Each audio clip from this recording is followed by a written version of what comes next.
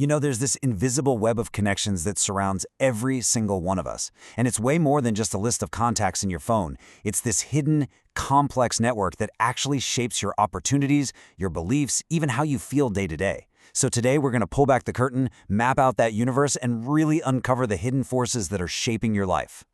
It all kicks off with a really simple question. Just for a second, picture your friends, your family, the people you work with. These are the people you're directly linked to, right? They're the visible dots on your map, your first line of support and information. But here's where it gets truly fascinating. When you zoom out, you realize that every single person you know is connected to a whole new universe of people. It creates this massive, sprawling social landscape. And trying to understand this, well, it's not just a fun thought experiment, it's actually a science. Yeah, social scientists have a specific name for this personal map. It's called an EgoNet. It's basically a way of systematically looking at your unique spot inside that huge social web. And to really get it, you just need to understand three core pieces, starting with, well, the most important person in the whole network. And that's you.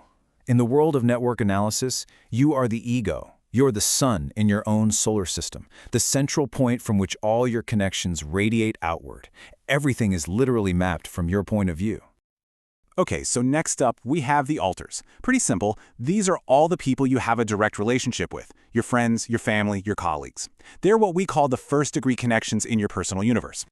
And finally, we have the lines that connect you, the ego, to all of your alters. These are called ties. Now, a tie can be strong, it can be weak, it could be a deep friendship or just a professional acquaintance. But together, the ego, the alters, and the ties, that's the basic blueprint of your EgoNet. But here's the key. This isn't just some abstract diagram. This map holds incredible real-world value. Because these networks, they're not just for socializing. They hold a type of value that social scientists call social capital. Think of it as the collection of all the resources. We're talking everything from information and advice to influence and support that you can only access through your connections. The sociologist Pierre Bourdieu really hit the nail on the head with this. He saw social capital as a kind of wealth, almost like money in the bank. I mean, think about it. Having a connection to someone with a special skill or influence or some financial backing, that's a resource you can tap into. It's like a form of currency in your social life. And this capital, it pretty much comes in two main flavors. On one side, you've got bonding capital. This is the stuff that comes from strong ties inside a really dense, close-knit group. Think of a super tight family or a team that just trusts each other implicitly. It gives you that emotional support, that feeling of solidarity. But then, on the other side, you've got bridging capital. This comes from ties that connect you to totally different social circles. These ties act like a bridge to new information, new ideas, and new opportunities you'd never get otherwise. So, you might be wondering, how do researchers actually make these invisible networks visible? I mean, they don't just guess, right? No way. They use a very specific tool that's designed to methodically chart out an EgoNet. And honestly, it's surprisingly simple. It's called a name generator. First, a researcher will ask a simple prompt, something like, who have you talked about important stuff with recently? Then you just list the names that pop into your head, and bam, those are your alters. But here's the absolute game changer, the crucial third step.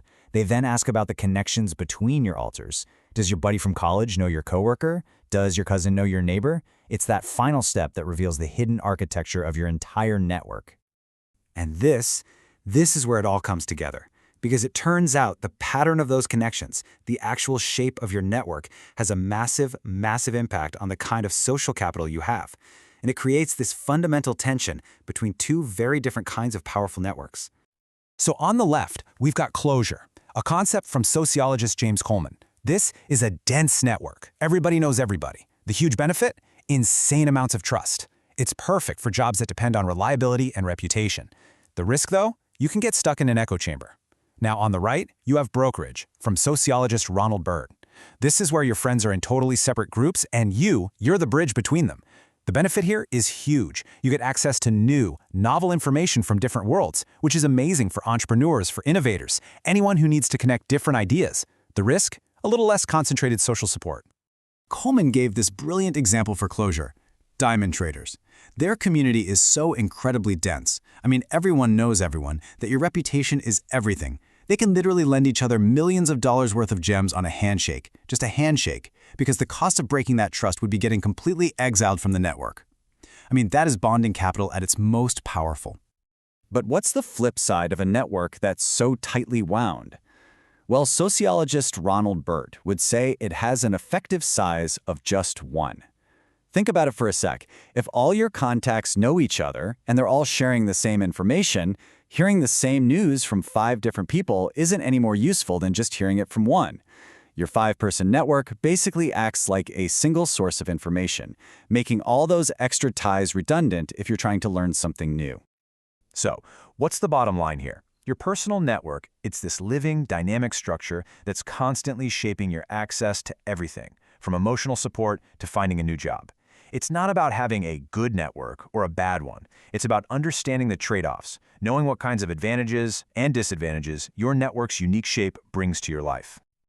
All right, so when we put it all together, a few huge ideas really stand out. First, your social connections, they form a real, measurable structure. Second, that structure gives you what's called social capital, your access to resources. We learned that dense networks built on closure are absolutely fantastic for building trust and solidarity. And on the flip side, sparse networks built on brokerage are these powerful engines for innovation and new opportunities. And the big point is, neither one is inherently better, they just do different jobs. Which really leaves us with one final big thought to chew on. If you were to actually sit down and map your own EgoNet, what would its shape be? Would it be a dense, supportive cluster where everyone knows each other? Or would it be this wide, sprawling bridge that connects all these different worlds? What does the shape of your social universe reveal about the opportunities in your life right now?